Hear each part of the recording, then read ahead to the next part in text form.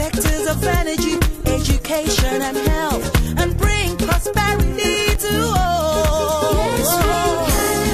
Work for the common good. Yes, we can. Secure our destiny. For the power to make a better world is in our hands. Uniting to stand for change we believe in. Yes, we can. Yes, we can. Building a world for now and tomorrow. Yes, we can. Yes, we can. Uniting to stand for change we believe in. Yes, we can. Yes, we can. Building a world for now and tomorrow. Yes, we can. Yes, we can. Different cultures, different faces, yet all equal and all free. All driven by a dream to explore their potential. So does privilege with power cannot trade on the weak. But through partnership and mutual cooperation, let's attain greater heights. Yes, we can. Work for the common good. Yes, we can. Secure our destiny. For the power to make a better world is in our hands. Uniting to stand for change. Thank you very much. United we stand. Yes. Now, Is it, actually, if I could, there's a very interesting story behind that song you were playing. Actually, at the embassy, we worked together with some local Zambian musicians who took from President Obama's inauguration address in January the messages about Yes We Can, which was his campaign program, and about the diversity and the hope and the democratic process and taking a very active and positive role, and turned into this song, which has been played all over Zambia. And we're very proud of the collaboration we've had between the embassy and these very talented Zambian musicians to send this important message to Zambian youth. Okay, just in line with that, Nick, yes, you did mention you have a new president, Barack Obama, and he's a black American president. Nick, what message are you sending to the people, to the whole world, as the American people? You're right, Moses. It was a historic election that President Obama is the first black elected president in the United States. But I think what it really says is that anyone in the United States can become president. It's a reflection on our diversity as a country. We're a nation of immigrants. President Obama's father was actually a Kenyan who married a woman from Kansas in the very center of the United States. So from worlds apart, that is the background that our president currently has. And so I think that's really the message, and I think that's what a lot of Americans responded to just by seeing that it's true. Anyone in the United States can become president. Okay. Michael, let's come to challenges. In every program that you can take, you expect some of these challenges. What are some of the challenges you've been facing as an embassy or as the American people? The challenges that we're facing in Zambia, especially with the support you are giving to Zambia. Right. Well, I think that the kinds of challenges that the Zambian people are encountering, Moses, are the same kind of challenges that we have. I mean, this is a place where there's a lot of commitment and a lot of desire to move forward and to progress, but there are problems here. There's most recently the economic impact of the world economic crisis and the unemployment that we're seeing in Copperbelt, and the Zambian government is going to have to concentrate on some of those issues as our government is concentrating on our financial sector issues.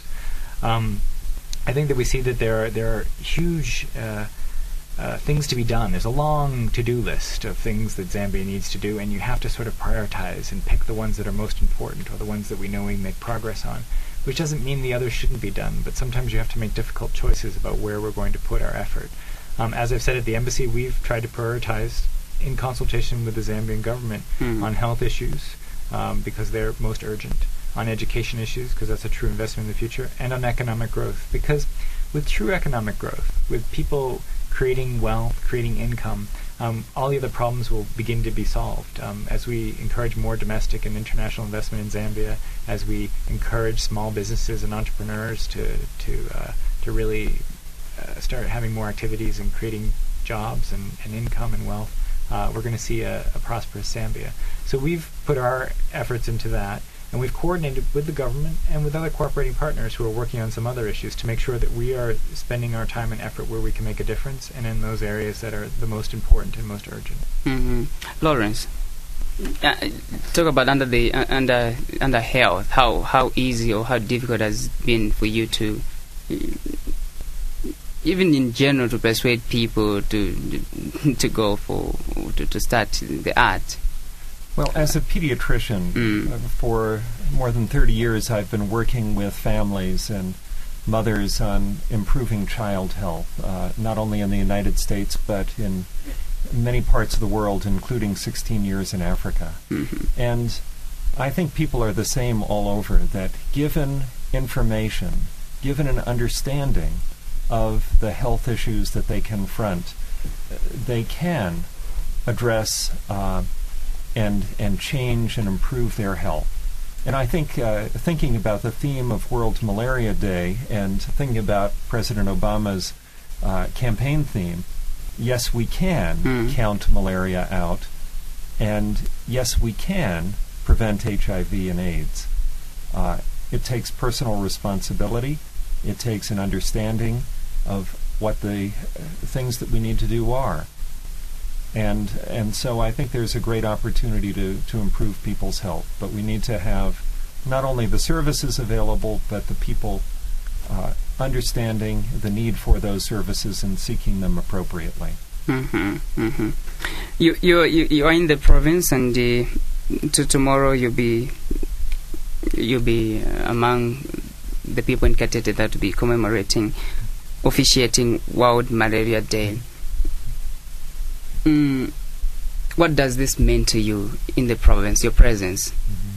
Well, it's a great pleasure to join Honorable Minister Sambao tomorrow in Katete to actually mark World Malaria Day in Zambia, because we've made such progress on malaria in Zambia.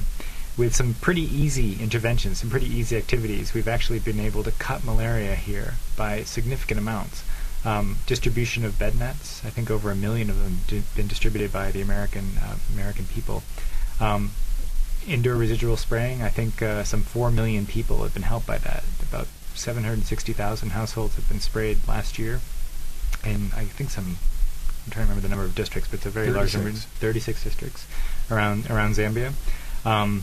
And we're getting the latest and best treatments, as Dr. Marum has described, out to people, and we're seeing that malaria is actually being cut in Zambia. And that's just fantastic. People understand that if they sleep under a bed net every single night, that if they get their houses sprayed during the season before the rainy season, and that as soon as they're feeling feverish, they go to the doctor to get treated for malaria, and that if pregnant women make sure that they take prophylaxis, that we can actually stop malaria in its tracks. We can actually count malaria out in a real sort of numbers game type way. So that's why I was happy to come out to Katete to celebrate some of these successes that we've been having in Zambia. Lawrence, let's first of all talk about the issue of malaria in terms of with the drug. We've moved from one drug to the other, and in between, sorry to say this, some of these drugs that people end up taking are counterfeit drugs. They're not genuine drugs. What should be done, especially since you're coming from the Center for Disease Control and Prevention?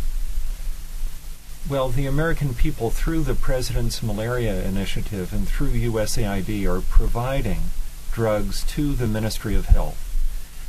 I think for malaria, it's very important to go into a proper health facility and seek a diagnosis. There are rapid diagnostic tests that can give you a result as to whether a child or an adult has malaria or not in minutes.